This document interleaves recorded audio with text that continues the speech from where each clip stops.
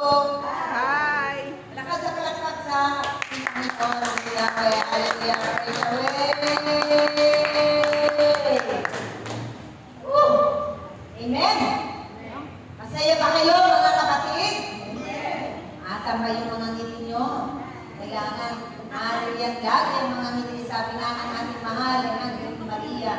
Ang bawat ngiti natin ay may kalakihan na kapangyarihan. Ito'y umaakit ng mga kapatid natin na nangangailangan ng Diyos din sa kanilang mga buhay. Ito yung ihipo sa kanila upang manumbalik ang kanilang nanamlay na pananalig, pagtitiwala at pananampalataya sa Diyos. Amen?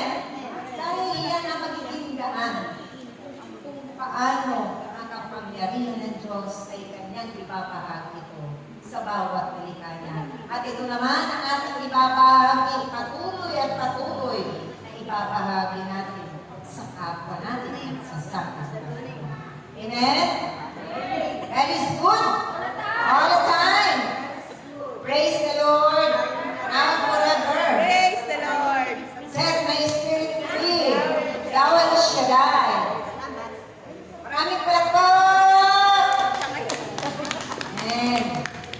Handa na ba kayo makinig ng ipinadala ng amang Yahweh upang pagsaluhan natin muli sa mga oras na ito at sa araw na ito na ating pinagpala ng Diyos ang bawat isa sa atin yung kanyang makapangyarihan salita. Handa na po ba?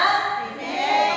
So akin ang tatawagin ang ipinadala ng amang Yahweh na pinupuno ng karunungan, kaalaman at katalinuhan.